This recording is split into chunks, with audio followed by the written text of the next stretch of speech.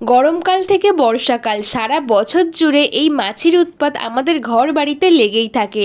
যতই আমরা সাবধানত ঘর বাড়ি পরিষ্কার করে রাখি না কেন, কোথা থেকে যে এত মাছি আসে আমরা বুঝতেই পারি না। একটু অন্যমনস্ক বশত আমরা খাবার দাবার খোলা রাখলে দেখা যায় মাছি এসে বসে, আর সেখান থেকে নানা রকমের রোগ ব্যাধির সৃষ্টি হয়। যদি বাসি থালা বাসন বা কোথাও এঁটো থালা বাসন, বাসি পচা খাবার দাবার থাকে, সেখানেও মাছির উৎপাত ভীষণ পরিমাণে বেড়ে যায়। এই মাছির হাত থেকে রক্ষা পাওয়ার জন্য আজকে একটা ঘরোয়া রেমেডি শেয়ার করব, যেটা 1 থেকে 3 দিন ব্যবহার করলে সমস্ত মাছি বাড়ি থেকে চলে যাবে আর একটাও মাছি আসবে না।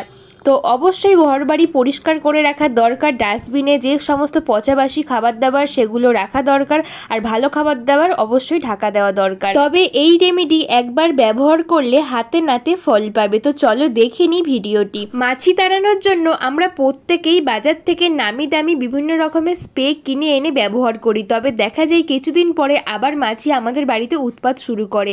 তবে এই ঘরোয়া রেমেডি ব্যবহার করলে 2 থেকে 3 দিনের মধ্যেই কিন্তু মাছি ঘর থেকে চলে যাবে। আর এই জিনিস আমাদের প্রত্যেকের বাড়িতে থাকে। এখানে নিয়েছি বেশ কিছুটা লবণ তো আমাদের প্রত্যেকের বাড়িতেই থাকে। এই লবণের অনেক গুণ আছে, সেটা আমরা প্রত্যেকেই জানি। লবণটা আমি একটা বাটির মধ্যে কিছুটা পরিমাণ তুলে নিচ্ছি, প্রায় 1 চামচ লবণ এখানে তুলে নিচ্ছি। এই 1 চামচ লবণ দিয়েই কিন্তু আমি এই রেমেডি তৈরি করব। তাই 1 চামচ লবণ তুলে নিয়েছি, বাদবাকি লবণটা রেখে দেব। মাছি তাড়ানোর জন্য 1 চামচ লবণ নিয়েছি, এর মধ্যে আমি নিয়ে নেব একটা গোটা পাতিলেবু।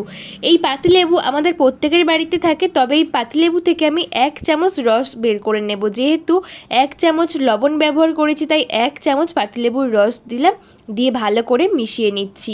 এই লেবু লবণটা ভালো করে মিশিয়ে নিয়েছি, এটা আমরা দুটো কাজে ব্যবহার করতে পারবো।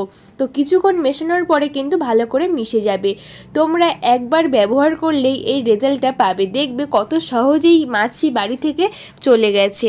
দেখো ভালো করে মিশিয়ে নিয়েছি, এর মধ্যে দিয়ে দেব আর সামান্য পরিমাণ জল, যাতে একটু পাতলা হয় আর এটা আমাদের ব্যবহার করতে সুবিধে হয়। তাই কিছুটা পরিমাণ জল দিয়ে একটু পাতলা করে নিচ্ছি, যাতে ব্যবহার করতে সুবিধে হয় আর এটা খুব তাড়াতাড়ি গুলেও যাবে। এটা একবার ব্যবহার করে দেখো, খুব ভালো কাজ দেবে। দেখো ভালো করে গোলা হয়ে গেছে। এটা আমরা দুটো কাজে ব্যবহার করতে পারবো। এইটা কিন্তু আমরা বাড়িতে ব্যবহার করলে আমাদের বাড়িতে নেগেটিভ এনার্জি যেটা আছে ওটা চলে যাবে, আর আমাদের বাড়িতে পজিটিভ এনার্জি ফিরে আসবে। এটা দুটো কাজে ব্যবহার করতে পারো। ঘর মোছার যে বালতি, ওই বালতির মধ্যে কিছুটা পরিমাণ দিয়ে ঘর মুছবে, দেখবে মাছির উৎপাত সমস্ত চলে যাবে। আর সব জায়গায় কিন্তু আমরা ঘর মুছতে পারি না, তাই এটাকে আমরা দুভাবে ব্যবহার করব। একবার ঘর মুছবো, আর একটা কি করব, নিয়েছি স্প্রে বোতল। এই স্প্রে বোতলের মধ্যে কিছুটা পরিমাণ ভরে নেব, যেখানে মাছির উৎপাত ভীষণ পরিমাণে বেশি সেখানে একটু স্প্রে করব।